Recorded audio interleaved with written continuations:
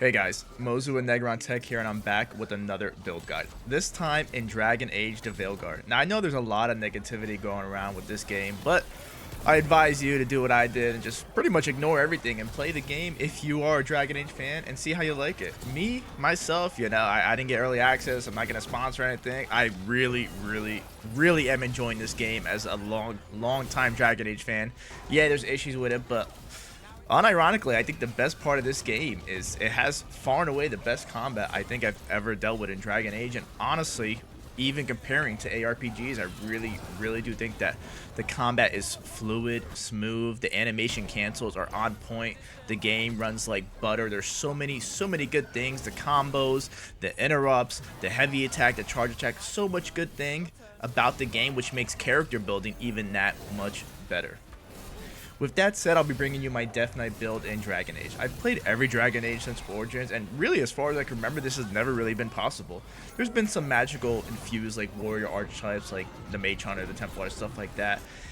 But it's normally always revolved around for me like the Champion and the Reaver specializations, and lo and behold, in Dragon Age of Veilguard we actually get the Mourn Watcher specialization, which necrotic damage it fits that unholy theme. It's really the Death Knight build, and I am so happy it's here. Now this Death Knight build, obviously it fits that unholy theme again: rot, decay, afflictions, damage over time, massively featuring necrotic damage. We are damn tanky, being able to use heavy armor, even though I don't think it's needed. You can use some lighter armors to get more damage. You use our life force to increase damage even further while leeching it back, siphoning that leech and getting that life back through that really good damage output.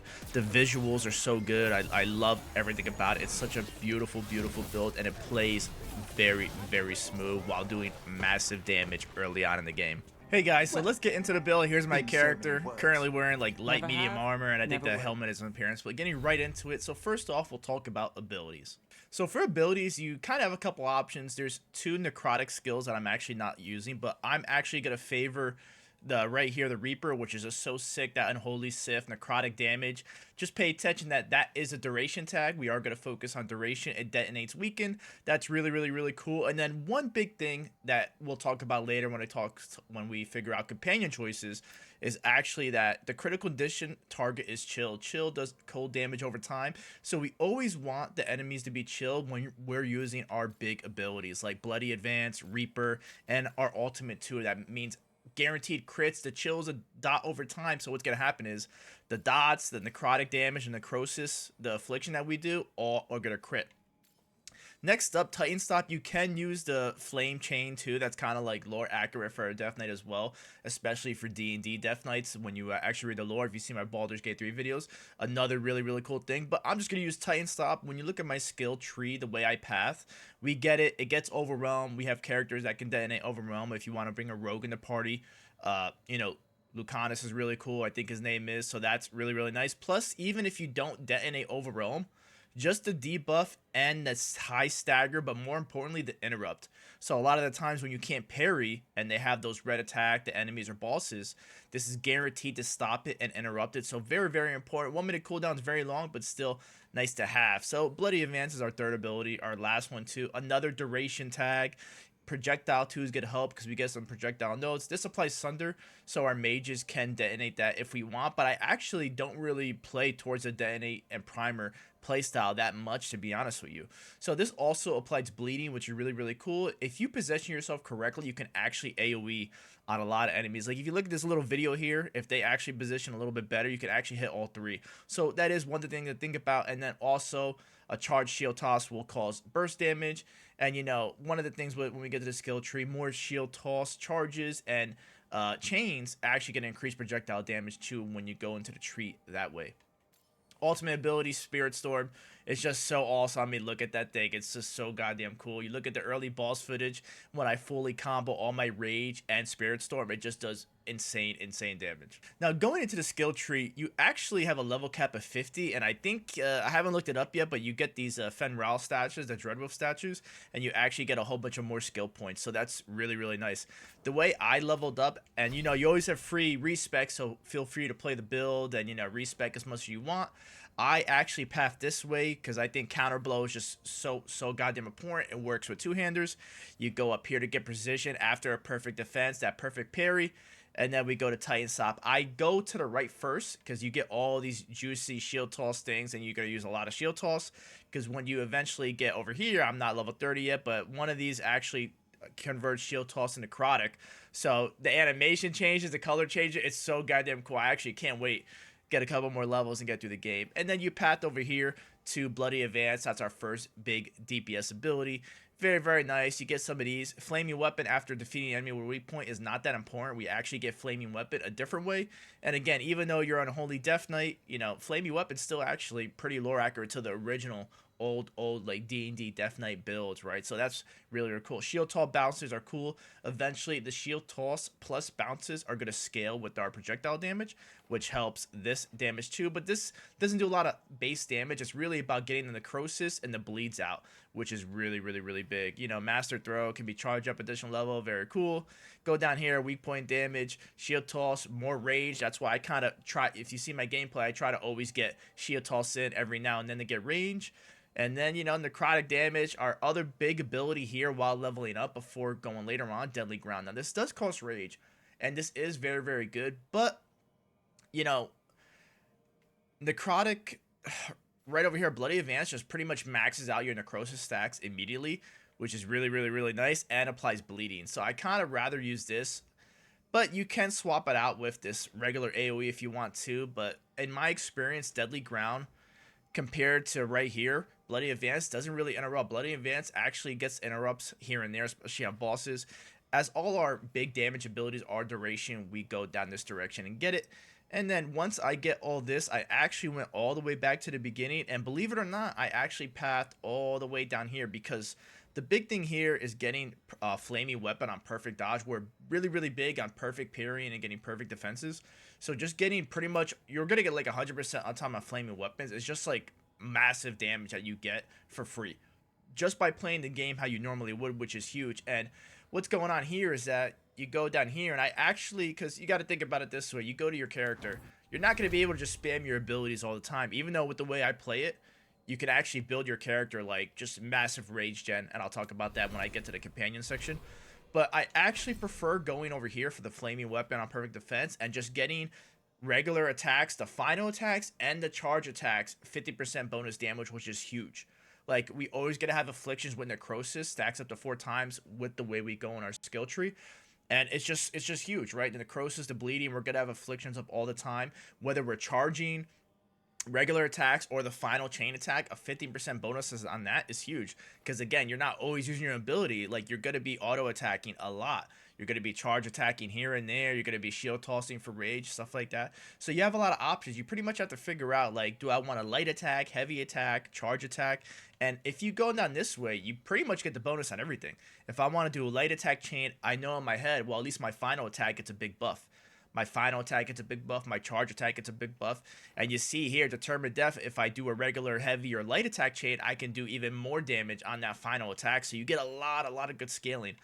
Originally, what I ended up doing was going this route and going all the way down here and just focusing purely on charge attacks. But Rolling Thunder, I don't know what it is. Maybe it's me, but I've tested it extensively and I can't get it to work properly. So that's kind of unfortunate. Now, again, we got 25 more skill points plus all the statue skill points, so you can max all this out. It's going to be really, really nice. And then you're going to have a bunch of skill choices to pretty much buff whatever you want. Things like duration, strike, shield toss, stuff like that's going to be good. And I honestly would just probably go all around here and stay in let me go back to the bigger one, sorry, and go around here to Lords of Fortune and weapons and just max out all the passive weapon damage, because a big part of and chunk of your DPS is going to just be charge, regular, heavy, dodge, attack, all that stuff. So that's really, really, really nice. And that pretty much is a skill tree, guys. Next up, we'll talk about gear and runes. Gear is kind of simple. Just get really whatever you want. Like, there's stuff that buffs, like, there's tankiness, crit damage. I'm not sure really what the best is. I love rage generation because the more I can use my abilities, the more damage you're going to do, right? Like, we're not limited by cooldowns as the warrior, which is really, really cool. That's why sometimes I even get rid of Titan Stop and just get the third Deadly Field necrotic AoE and just spam a whole bunch of rage gen companions and then rage gen here and just get a lot of awesome ability damage. So the armor, you can use more defensive, but I'm like, the way I'm playing the game is like really not that hard. A lot of the attack patterns are kind of the same. So you'll see some of my other videos. I'm actually trying to do every boss without taking damage, and it's actually really not that bad. I might spend maybe a half an hour less, maybe an hour, maybe some bosses like 2 hours, but it's really not that bad. So getting all this free necrotic damage on a light armor is cool. Plus, in the skill tree, if you mix your armor, you actually can get big damage bonuses too. I don't use sword and board at all, even though I think it's still really good. So if you want to be a sword and board Death Knight, then go right ahead. I think this shield is super mandatory because remember that shield toss bounce is actually going to increase your projectile damage as we scale that as well. Now the great axe, I'm still early in the game. I'm not really sure like what the best axe or mace is. I think mace, well, mauls are still really good. Like the stagger is kind of crazy.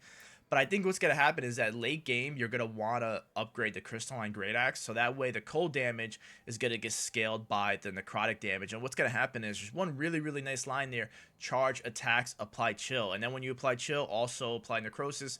Necrosis now deals cold damage. Now, I'm not sure about that being too good.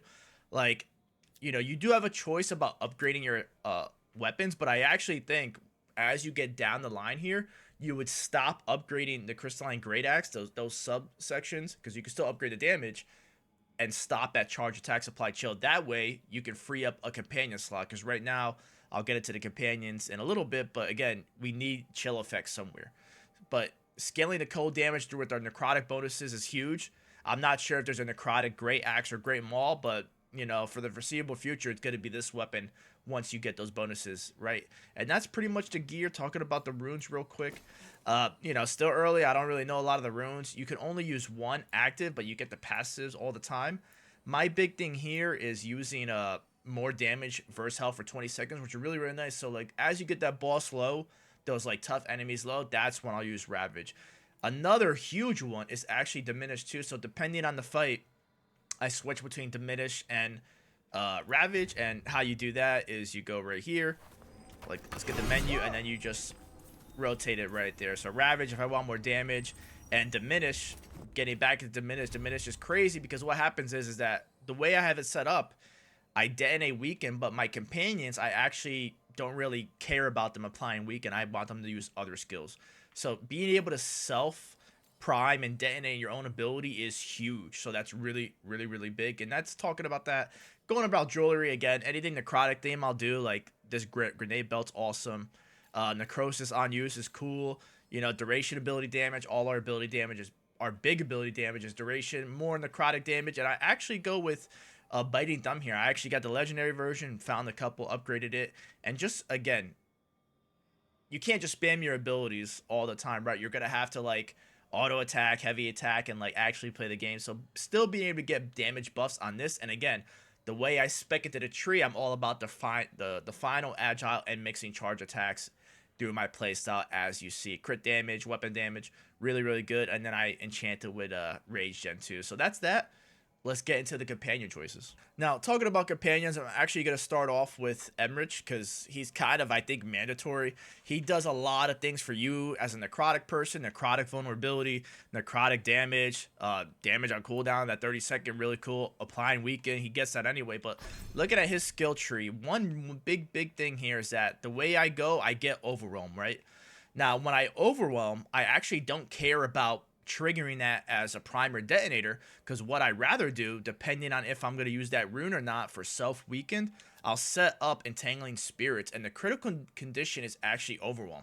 So what I'll do is if I don't have Nev in the party, I actually use this to get my chill effects, right? So that's how I get my chill. If you don't have Nev, if you have to use somebody else or you don't want to use Nev, you don't like her, then you can use this to get chill before upgrading the cold great axe, right? So that's one thing.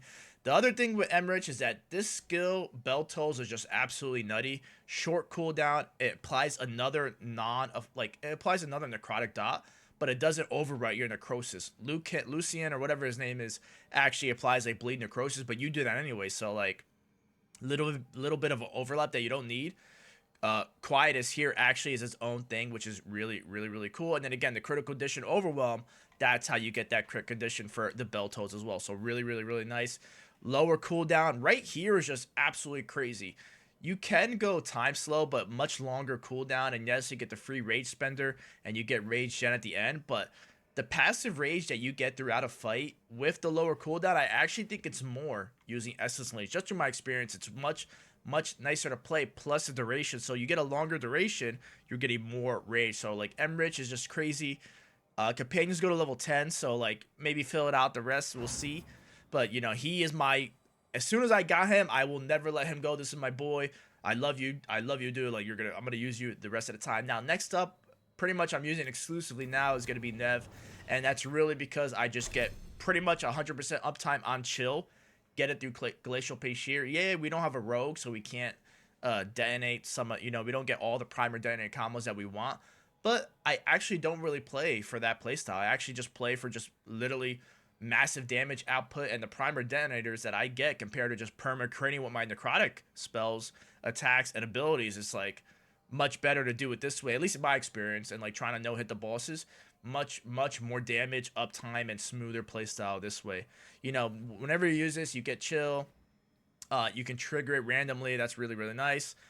Certain story choices, I got like this hardened buff, so that's cool, I guess. More barrier damage, you know, crit damage, very cool. And then on crit reduces the cooldown, so like you get pretty much perma uptime on chill, which is super important for our necrotic damage, because that's pretty much the build. Like if we want to perma crit necrotic damage, we just perma chill them, and then it's just absolutely insane synergy.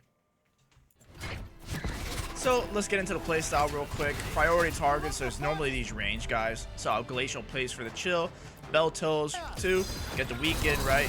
We don't care about the weaken too much, but we care about getting actually the chill effect, right? And as we get that passive rage gen, I don't think he's chilled anymore, but you know, we didn't get the crit there, but all good. You see how like fast they melt?